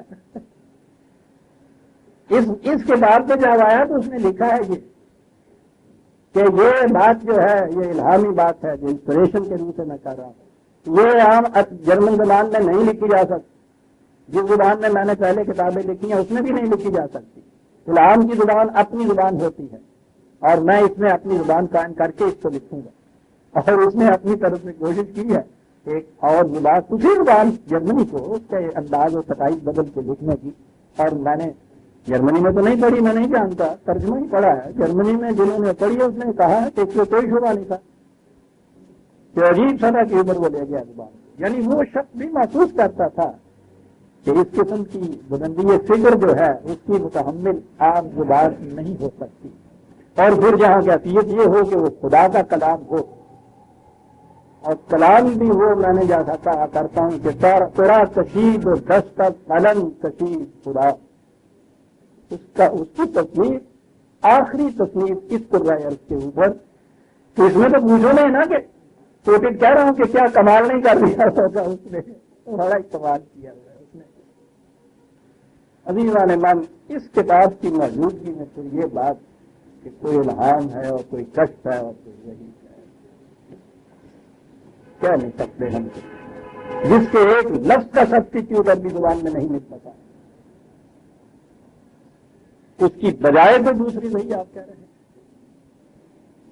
فلما دخلوا علی یوسف آوی الیہ ابویہ، تو درمیان کی کڑیاں چھوڑتا جاتا ہے قرآن، جیسا میں نے عرض کیا تھا، یہ ہو گیا ٹھیک ہے۔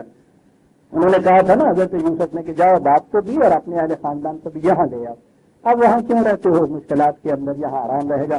جب وہ یوسف کے پاس آئے آوی الیہ ابویہ، باپ کو تو انہوں نے تعظیماً اپنے پاس جگہ دی، انہیں بہرحال مہمان خانوں میں دوسرے مکانات دیے ہوں گے۔ وقال ادخلوا مصر انشاء اللہ آمنین، واہ انشاء اللہ، ہمارے ہاں تو آپ کو پتا ہے انشاءاللہ کہاں کہتے ہیں، یعنی یقینی طور پہ تو نہیں کہا جا سکتا انشاءاللہ تعالیٰ۔ یہاں امن میں رہو گے تم، لیکن یہاں شرط یہ ہے اگر تم نے قوانین خداوندی کی اطاعت کی تو پھر تم امن میں رہو گے، مشروط امن میں رہنا۔ یہاں یہ نہ جان لینا کہ بھائی اب مصر کا عزیز ہے، اس نے منصب پہ بیٹھ گیا ہے، سید ہے کوتوال، اب ڈر کا ہے، آمین لفظ ہے یہاں بھی امن میں رہنا چاہو گے تو یہ یہاں شرط ہے، کیونکہ یہاں قانون کی حکمرانی ہے میرے ہاں۔ ایک تو وہ مقام ہوتے ہیں نا کہ جہاں آپ قانون کی ہدایت بھی کرتے چلے جائیں تو پھر بھی آپ اپنے آپ کو معمول نہیں سمجھ سکتے، ڈر لگا ہی رہتا ہے۔ یہ وہ خطے ہیں اور یہی وہ خطے ہیں جہاں حقیقی امن نصیب ہو سکتا ہے کہ اگر تم قوانین خداوندی کی ہدایت کرتے رہے تو پھر میں تمہیں ضمانت دیتا ہوں جہاں امن کی، اور یہی ضمانت ہے کہ جو خدا کی طرف سے مومنین کو ملتی ہے، لا خوف علیہم ولا هم یحزنون، ان یاتینکم منی ھدی فمن تبع ھدایا، شرط ہے فمن تبع ھدایا فلا خوف علیہم ولا هم یحزنون، جو اس رہنمائی کا اتباع کرے گا خوف بھی نہیں ہوگا، حزن بھی نہیں ہوگا۔ خوف بیرونی خطرہ ہوتا ہے اور حزن ہے جس سے بغیر سبب معلوم نہیں ہوتا مگر دل ہے کہ ڈوبا جا رہا ہے، کہا یہ کیفیت بھی نہیں ہوگی۔ ورفع ابویہ علی العرش وخروا له سجدا، باپ کو اس نے عزت کی مسند سے بٹھایا اور یہ جو تھے یہ سب ان کی والدین کو بٹھایا اور یہ ان کی تعظیم بجا لائے۔ اب یہاں وہ آ گیا خروا له سجدا، بس سجدے کا لفظ یہاں آیا، وہاں سے چلا پھر قصہ، اور مرشد کو سجدہ تعظیمی آپ کو معلوم ہے کتاب لکھی ہوئی ہے خواجہ حسن نظامی صاحب نے، یہ سارے سجدہ کراتے ہیں نا۔ وہ جو قرآن نے کہا نا وہ دلّہ وہی کثیر وجہ بھی وہی کثیر، اسی قرآن سے گمراہ ہو گئے، اس آیت سے لائے ہوئے تو لے دیکھیے کہ وہ سجدہ کیا نا انہوں نے یوسف کے باپ آپ کو اور یوسف کو، ٹھیک ہے، وہ مرشد کو کیوں نہیں کیا جا سکتا؟ چل پہ سند مل گئی قرآن۔ سجدہ کرنا اور تعظیم کرنا، احترام کرنا بڑا فرق ہے۔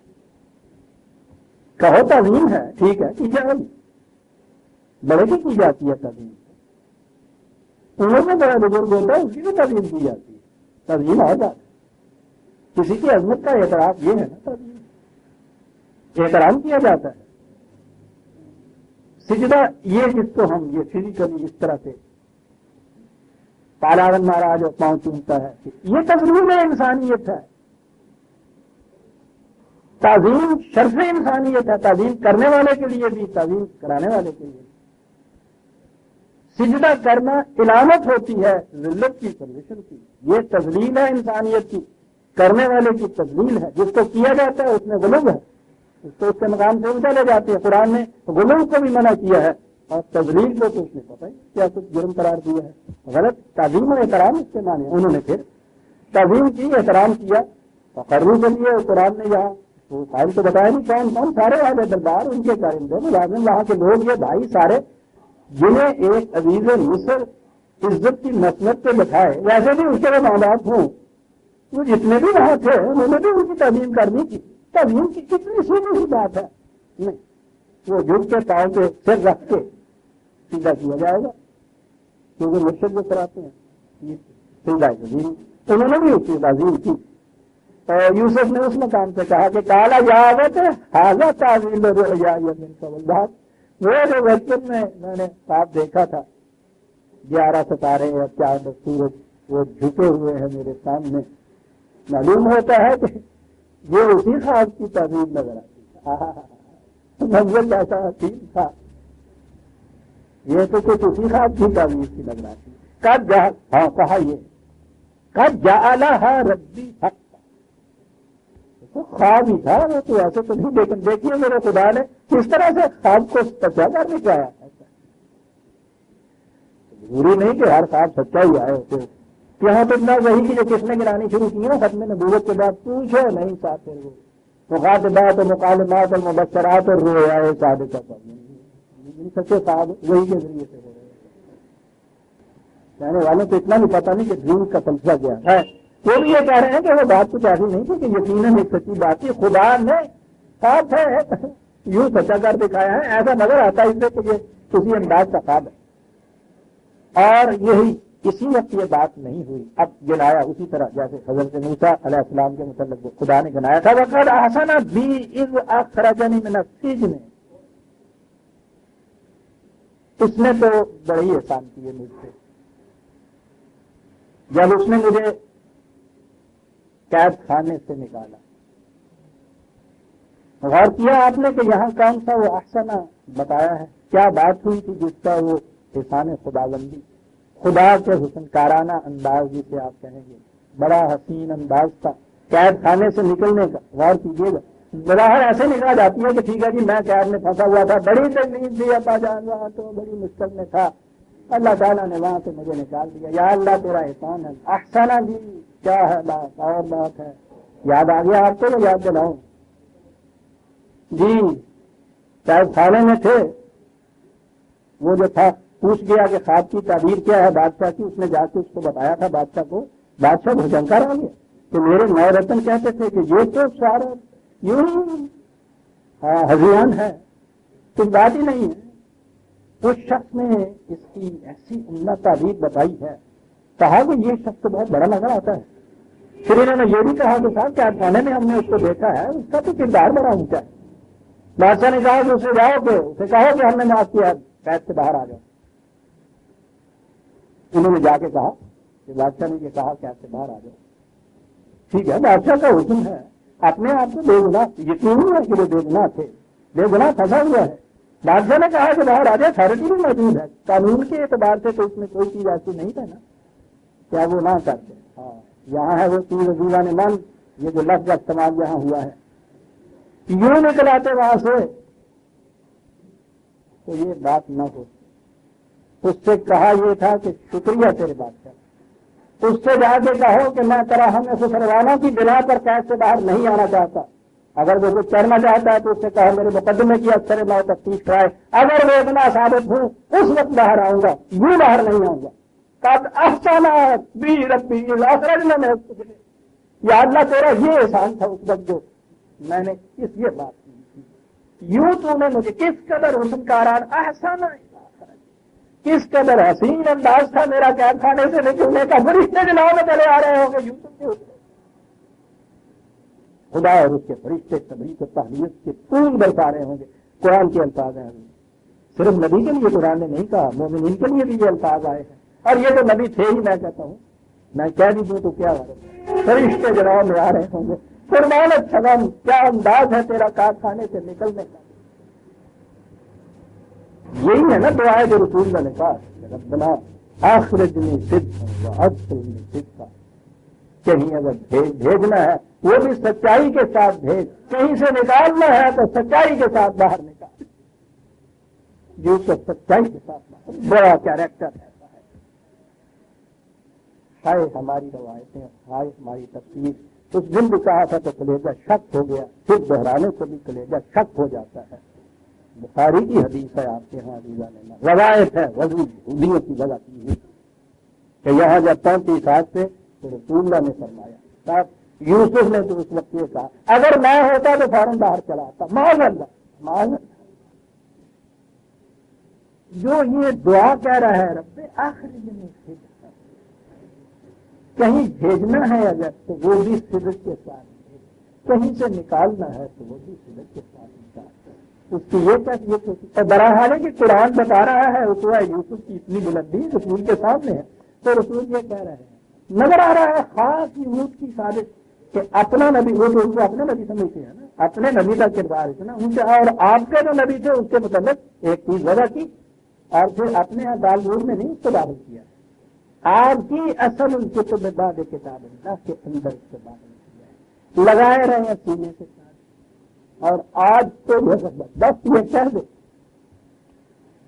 کہ ناموس رسالت کا احترام مجھے اس سے مانے ہوتا ہے کہ میں اس کو سچا سمجھوں. یہ وضی ہے, کہتے ہیں بخاری کی حدیث سے انکار کفر ہے, کفر کا فتویٰ لگ جاتا ہے.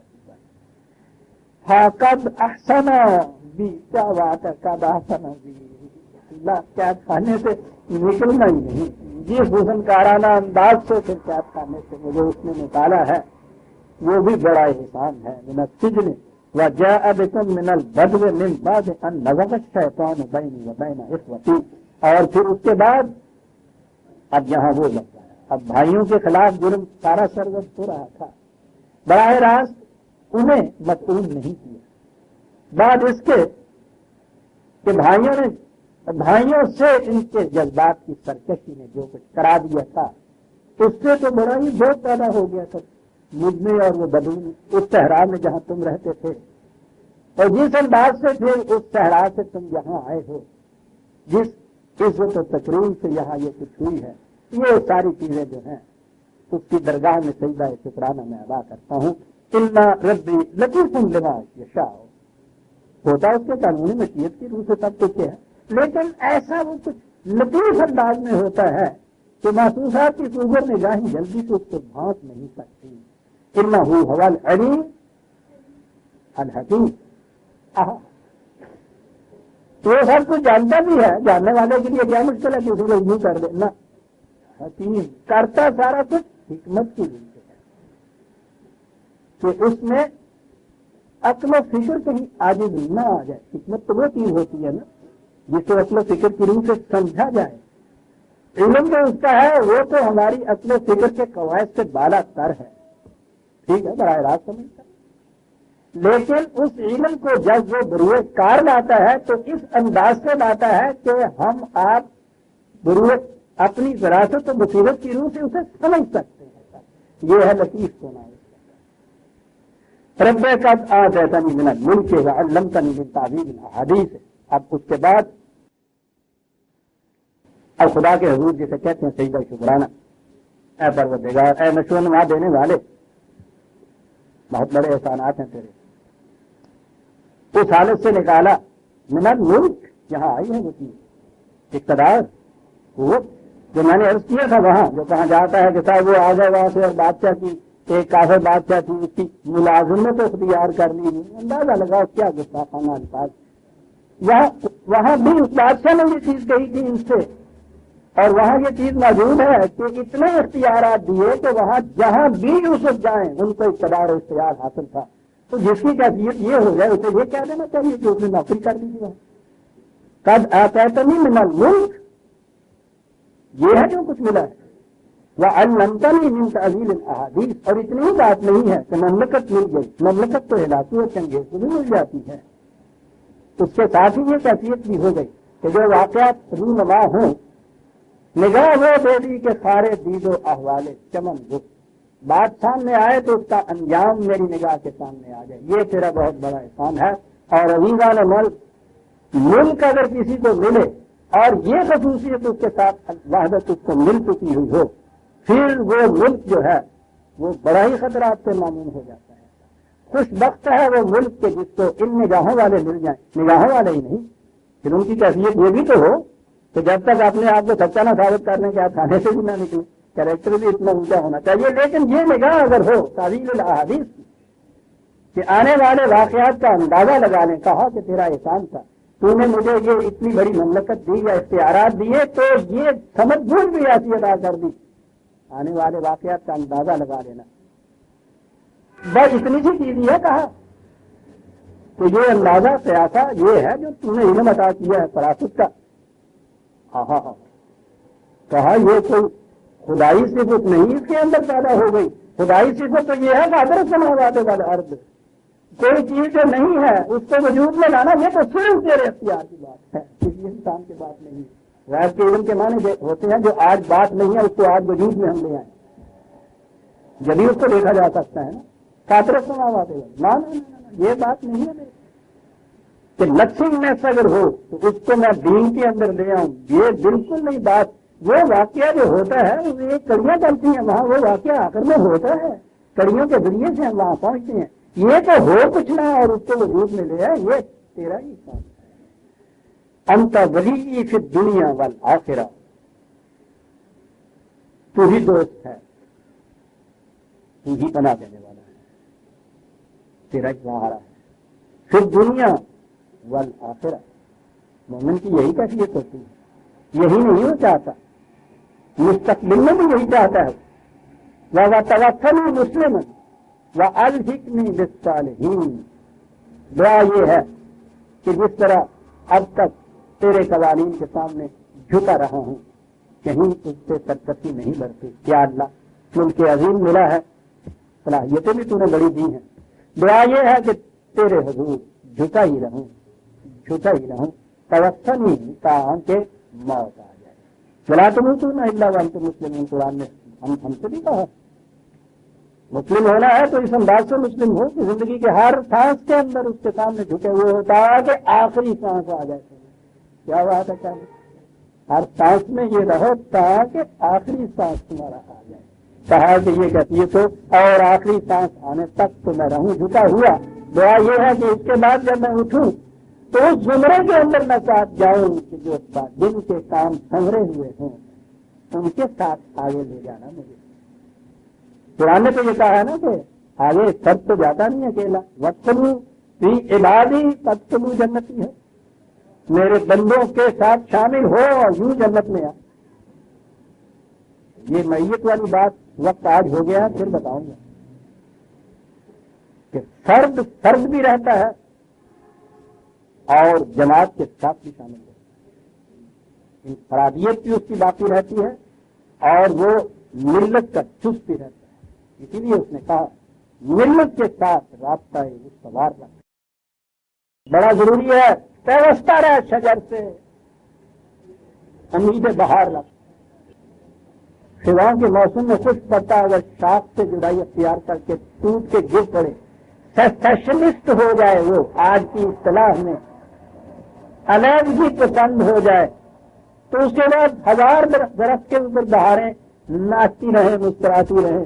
وہ تو بامال ہو گیا، ختم ہو گیا، اس کے نصیب میں زندگی نہیں ہے. عزیزان مان پیوستہ رہ شجر سے امید بہار رکھ. الحقنی بالصالحین، وہاں اس شجر طوبہ کی شاخوں کا پتا بنا جن میں آگے بڑھنے کی صلاحیتیں ہوں. ذالک من انباء الغیب نوحیہ الیک، داستان عجیب و غریب کی دیوان ختم ہوئی حضرت یوسف علیہ السلام. کتنی نوروں میں کہتی خاموش داستان کی جو ہمارے سامنے آئی. واقعی آج کچھ افسوس ہو رہا ہے کہ ختم کیوں ہو گئی، اور ختم ہونے کے بعد یہ بات جو آگے اب نبی اکرم صلی اللہ علیہ وسلم سے خطاب کیا گیا ہے، آخری چند آیتیں جو ہیں وہ دوسری طرف آ گئی. یہ داستان ہے حضرت یوسف کا مکہ کا بن تھا. اللہ کا شکر ہے کہ اس کی دی ہوئی وراثت کے مطابق ہم نے اس کو سمجھنے کی کوشش کی ہے. باقی تو یہ سمجھی جائیں گی باتیں قیامت تک سمجھی جائیں گی، ہر سمجھنے والا اس سے بہتر سمجھے گا. سورہ یوسف کی ہم آیت 101 تک آ گئے. ریزان مان 102 سے آئندہ لیں گے. ربنا تقبل منا انک انت السمیع العلیم. عزیزان مان، درس تو ختم ہو گیا، لیکن 2 فکریں اس درس کے ضمیمے کے طور پر ضروری ہیں. ایک غلطی کا شبہ پڑ رہا ہے، اس کا ازالہ نہایت ضروری ہے. درس کے دوران نقشے کا ذکر آیا اور اسے مجذوب فرنگی میں نے کہا تھا. غالباً وہاں غلطی سے میں نے کہا کہ قرآن کریم نے نقشے کو مجذوب فرنگی کہا ہے. بالبداہت یہ غلط ہے. علامہ اقبال نے نقشے کو مجذوب فرنگی کہا تھا. انہوں نے کہا تھا کہ اگر ہوتا وہ مجذوب فرنگی اس زمانے میں تو اقبال اس کو بتلاتا مقام کبریا کیا ہے. اور چونکہ یہ غلطی بڑی ففاشتی تھی، میں نے ضروری سمجھا کہ آخر میں اس کا ازالہ کر دیا جائے، بات صاف کر دی جائے. مجذوب فرنگی نقشے کو اقبال نے کہا تھا، قرآن تو کہہ ہی نہیں سکتا تھا. شکریہ.